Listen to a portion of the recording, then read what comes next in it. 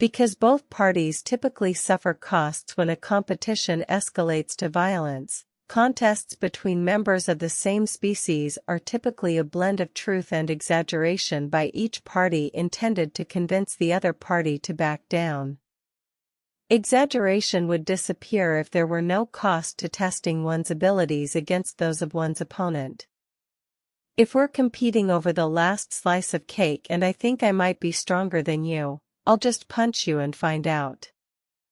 But there is a notable cost to this test, as you are likely to punch me back a bummer under the best of circumstances, but particularly so if you're stronger than I am. It is this guaranteed cost of competition that allows deceptive individuals to exaggerate their strengths and play down their weaknesses without necessarily getting caught.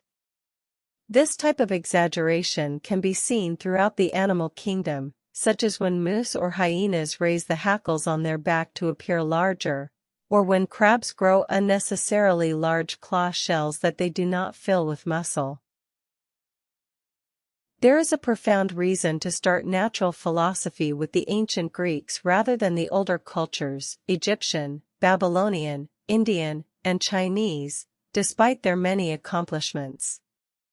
Although these older cultures had technical knowledge, keen observational skills, and vast resources of material and information, they failed to create natural philosophy because they did not separate the natural world from the supernatural world.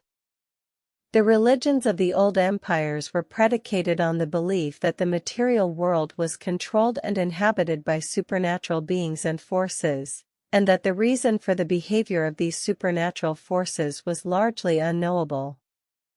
Although there were many technical developments in the societies of the Four River cultures, the intellectual heritage was dominated by the priests, and their interest in the material world was an extension of their concepts of theology. Many ancient civilizations, such as the Egyptian, Babylonian, and Aztec empires, spent a large proportion of social capital, covering such things as the time, wealth, skill, and public space of the society, on religious activity. We can all become vulnerable to doubts about our belonging at any given moment, depending on the situations we find ourselves in and how we interpret them. Greg Walton and I coined the term belonging uncertainty to refer to the state of mind in which one suffers from doubts about whether one is fully accepted in a particular environment or ever could be. We can experience it in the workplace, at school, at a fancy restaurant, or even in a brief social encounter. Belonging uncertainty has adverse effects.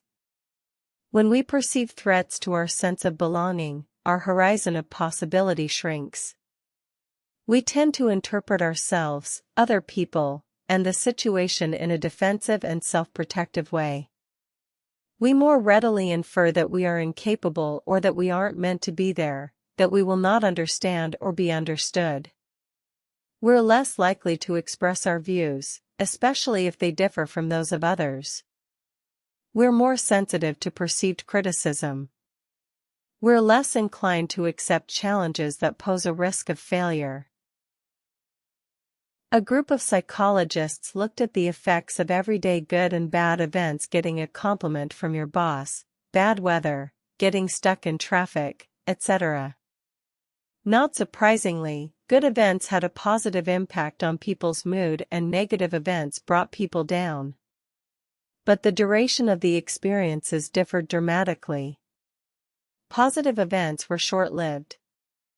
The negative events stayed longer. In one study, having a good day did not have any noticeable impact on the subsequent day. That is, a good Monday didn't carry over to Tuesday. But negative events had a sustained impact. A bad Monday predicted a gloomy Tuesday. This pattern is so strong that it is considered a law of human behavior. Specifically, the law of hedonic asymmetry states that pleasure is always dependent on change and disappears with continuous satisfaction, whereas pain persists under persisting unpleasant conditions. People have a strong desire to define categories using rules. It is a natural human goal to impose order and sense on the world, to be able to know what boxes everything should go into, with no ambiguity. The disappointing aspect is that this urge has failed in almost every attempt. Most natural categories simply do not have a definition or rule that comes close to working. Even human-made categories and systems of rules, like games, legal systems, official diagnostic categories, and the like, can put only so much order into the universe. There are always test cases that seem to break the rules: unclear category membership, not fitting into any category, or just giving the wrong answer. This is not due to any human failing, I believe, but simply to the natural complexity and messiness of the world. No religion, legal system, or bureaucracy can completely control the variation and weird events that occur even in limited worlds like baseball or disease classification.